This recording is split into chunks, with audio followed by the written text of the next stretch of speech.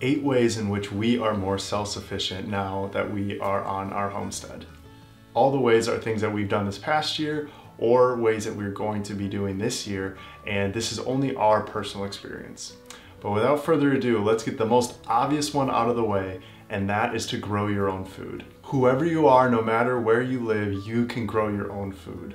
Whether it just be one plant in a container or a full garden, you can do it with whatever knowledge you have, wherever you are and whoever you are. Last year, in our first year of gardening, we grew probably 50% of our produce in the summer. That's after 1 year, having really no knowledge at all. And so this upcoming year, we're looking to grow 100% of our produce during the summer and store enough that we have about 50% for the rest of the year. That is why growing your own food is the most obvious way that you can be self-sufficient. Number 2, and along the same lines, is to start cooking all of your meals. Whether it be food that you've grown from your garden, food that you've gotten at the local grocery store, whatever it is, if you can cook your own meals, 1, you're gonna be saving money. 2, you are living more self-sufficiently. You're not relying on another company or restaurant or whoever to cook for you.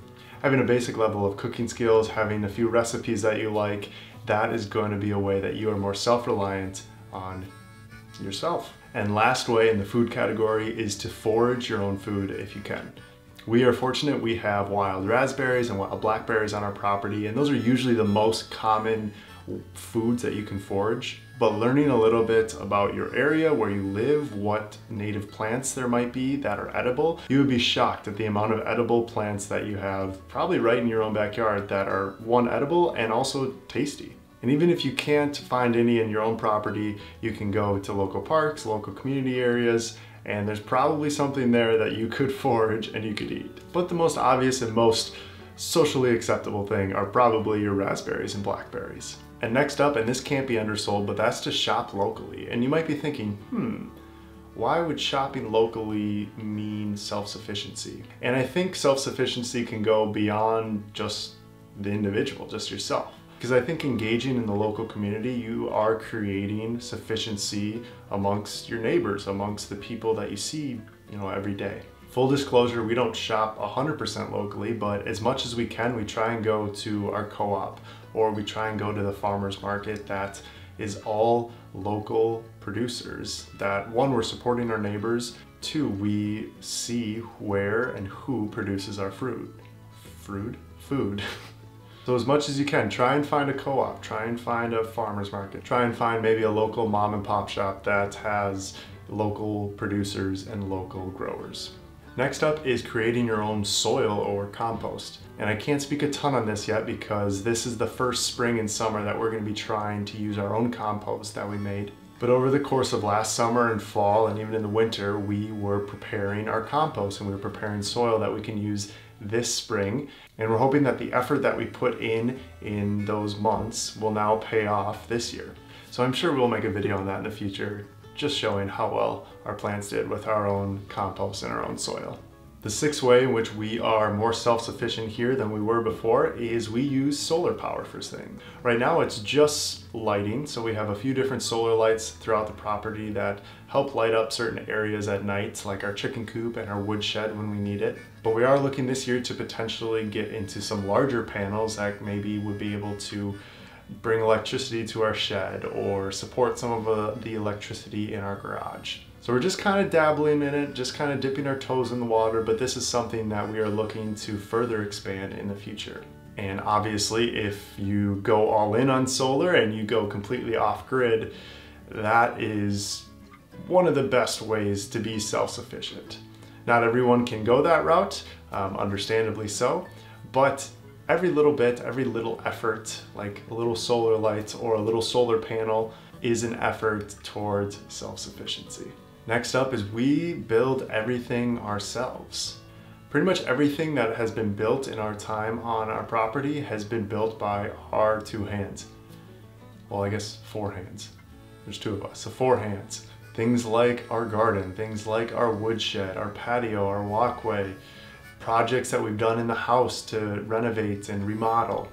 All of these things we either had a little bit of knowledge coming into, or we had to learn how to do it, and then we did it ourselves, and we saved potentially thousands of dollars in labor. And it's also kind of fun to do your own projects and to sit back and enjoy the fruits of your labor. The one task that we didn't do and that we hired out for was installing electric in our garage, and that is the caveat that I put to this way.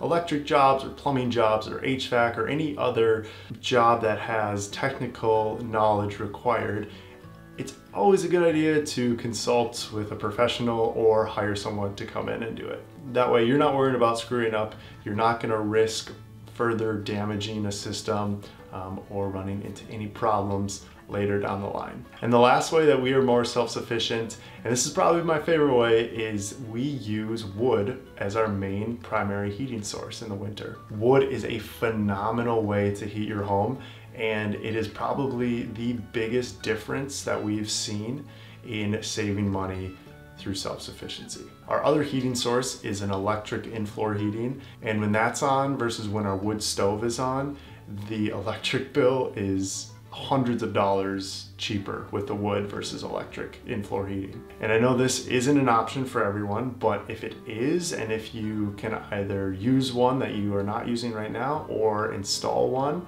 and you have some sort of access to wood, I am sure this is a way that you won't regret. Wood heating in the winter. You can get it really toasty.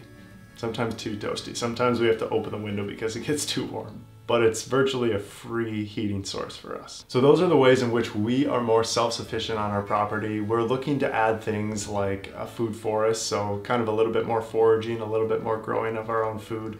We're gonna be trying to collect our own rainwater. We have a dream of one day maybe having a little pond on our property too that we can potentially stock with fish and go fishing. There's so many different ways in which you can be more self-sufficient. And I think as we have seen over the last couple of years, being able to rely on yourself for more of your necessities is so important. So I want to challenge you to take one of these 8 things today and see if you can implement it into your own life. And if you do, let me know in the comments below. And if you have any other ways in which you are more self-sufficient now than you were before, or an idea that we could take and we could try on our property, please let me know. We would love to hear from you. But thank you guys so much for watching. My name is Austin. This is the Cypress and Sparrow Homestead. We'll see you in the next video.